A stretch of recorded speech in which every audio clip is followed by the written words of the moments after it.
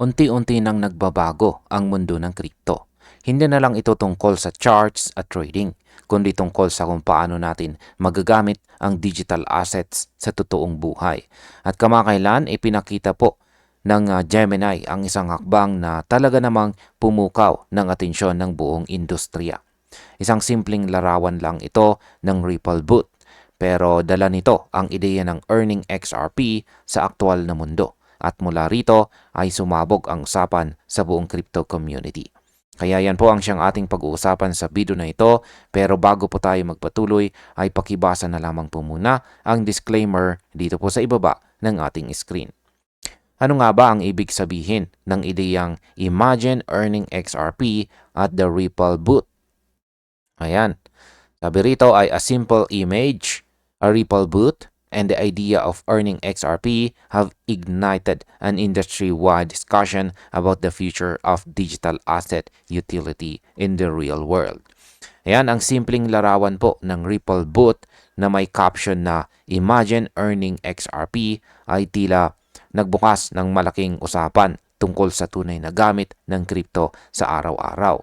Ipinakita po ng post dito na posibleng dumating ang panahon kung saan sa XRP ay hindi lang basta pang trading kundi pwedeng maging bahagi na ng ating pang-araw-araw na transaction.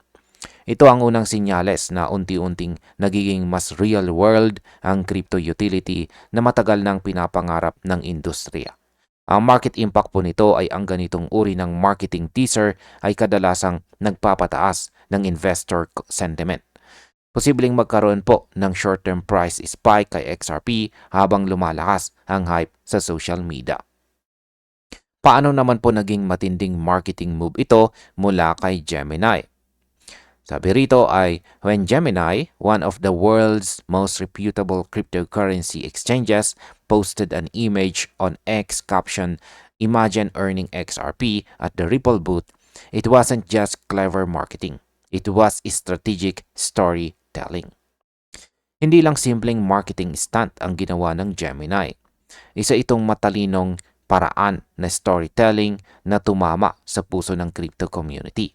Ang paggamit po ng salitang imagine ay nagpaandar ng imahinasyon ng mga tao tungkol sa hinarap kung saan maaari silang kumita ng XRP sa simpleng pakikilahok or pakikijoin sa mga event or transaction. Sa isang larawan pa lang, naiparating ng Gemini ang mensahe na papunta na tayo sa bagong yugto ng crypto adoption. Sa market impact, kapag patuloy po na ginagamit ng Gemini ang ganitong engagement style, tataas ang brand trust at posibleng magresulta sa mas malaking user inflow sa kanilang platform. Ano naman po ang ipinahiwatig ng Mastercard na may XRP branding? Sabi rito, the image showcased the Gemini Mastercard adorned with XRP branding, hinting at a deeper collaboration between Gemini and Ripple. Yan, balikan po natin yung larawan. Yan po yung card. Ipinakitang Gemini Mastercard na ito na may XRP logo ay malinaw po na sinyales na may mas malalim na partnership po sa pagitan ng Gemini at Ripple. Hindi ito basta decorative lamang. Ito po ay pahiwatig ng isang integrated reward system na maaring magbigay ng XRP bilang cashback or incentive. Kung mangyari po ito, magkakaroon ng direktang koneksyon sa pagitan po ng traditional na finance at blockchain-based rewards. Isang bagay na gustong makita ng maraming mga traders. Sa market impact, posibleng tumaas po ang demand kay XRP dahil sa mga users na gagamit ng Gemini card para makakuha ng token rewards, lalo na kung magiging available ito sa US at saka Asia. Ngayon ay may bagong reward system bang paparating? Yan, sabi po rito ay the post symbolize a major evolution. The blending of traditional financial systems with blockchain power incentives. Ayan, ang ipinakitang larawan po dito ay tila simbolo ng bagong yugto kung saan nagsasanib na ang traditional na sistema ng finance at mga blockchain incentive. Ibig pong sabihin, hindi na malayo ang panahong makakakuha tayo ng XRP bilang reward sa paggamit ng mga karaniwang financial products gaya po ng credit card. Ito ay malaking hakbang patungo sa mass adoption dahil mas marami pong tao ang magiging pamilyar sa paggamit ng crypto sa simpleng transaction. Sa market impact, ang ganito pong integration ay nagbibigay ng mas matatag na demand cycle para kay XRP na maaring magpatatag ng presyo nito kahit sa gitna ng market volatility. Paano naman po pinapalawak ng Gemini ang koneksyon kay XRP? Sabi rito, in recent months, Gemini has been expanding its partnerships and regulatory presence, particularly in the United States and Asia Pacific. The introduction of XRP into its reward ecosystem through a MasterCard Power product marks a clear step toward mass adoption. Yan, sa mga nagdaang buwan ay pinalalakas ni Gemini ang kanyang partnership at regulatory presence sa US at saka Asia Pacific. At sa pagdagdag po ni XRP sa kanilang reward system gamit ang MasterCard, malinaw na layunin nila ang mass adoption. Sa pamamagitan po ng simpleng pag-swipe ng card, maaring kumita ng XRP ang mga users hanggang 4% cashback depende sa kategorya ng gastusin.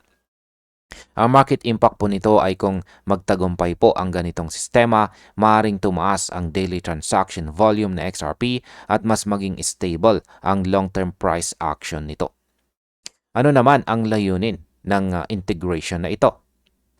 Sabi po rito ay by merging a familiar financial instrument, a MasterCard, with digital asset rewards, Gemini is not just giving users an easier way to access crypto. It's redefining how people think about earning and using it. Ayan, ang pagsasanib daw po ng MasterCard at XRP rewards ay hindi lang tungkol sa convenience. Ito po ay pagbabago sa pananaw ng tao sa kung paano po kumikita at gumagamit ng crypto. Kung dati ay kailangang mag-trade para makakuha ng token, ngayon ay maaari nang makuha ito sa simpleng paraan ng paggamit ng card. Ibig sabihin sa XRP ay unti-unti nang nagiging bahagi ng aktual na buhay ng pinansyal. Ayan, buhay pinansyal. Sa market impact, kapag mas marami ang gumagamit ng XRP sa mga daily transactions, tataas po ang network activity at ito ay madalas na sinyalis ng pagtaas ng presyo sa medium term. Sunod na tanong ay ano naman ang papel ni Ripple sa mas malaking plano?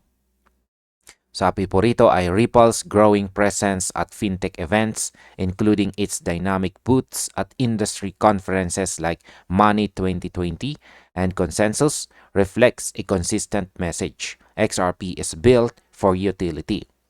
Ayan, si Ripple daw po ay patuloy na nagpapakita ng lakas sa mga fintech events gaya ng Money 2020 at Consensus. Sa mga booth nito, ipinapakita po nila ang tunay na gamit ni XRP sa real-world finance. Ang ideya ng earning XRP at the Ripple booth ay naglalayong ipakita na ang token na ito ay hindi lang speculative asset kundi may aktual na function sa global payments at saka rewards systems. Sa market impact, ang pagtaas po ng visibility ni Ripple sa ganitong mga event ay nakakatulong sa pagtaas ng institutional interest na posibleng magdulot ng matagalang pag-angat sa value ng XRP. Paano naman po ito tumutugma sa layunin ni Ripple? Sabi po rito, Brad Garlinghouse and Ripple executives have repeatedly emphasized that higher XRP utility depends on broad integration with compliant financial partners. Gemini's initiative fits perfectly within that framework. Matagal na pong sinasabi ni Ginoong Brad Garlinghouse at ng mga opisyal ng Ripple na tataas lamang ang halaga ni XRP kung ito ay magiging bahagi ng mga regulated financial partnerships. Ang ginagawa ngayon ni Gemini ay eksaktong tugma sa layuning ito. Sa pakikipagtulungan po nila, lumalawak ang abot ng XRP at mas nagiging accessible po ito sa karaniwang mga users. Sa market impact, ang ganitong partnership ay nagbibigay po ng kumpiyansa sa mga investors dahil ipinapakita nitong patuloy ang institutional collaboration na madalas pong nagre-resulta sa stable long-term growth. Ano naman po ang itsura ng hinaharap ng crypto engagement?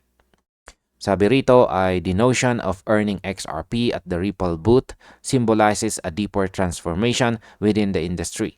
Cryptocurrency experiences are becoming interactive, integrated, and user-centric.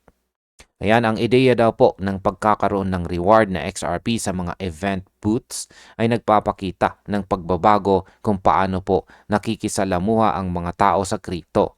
Hindi na lang basta panunood o pagbili, kundi aktwal na karanasan.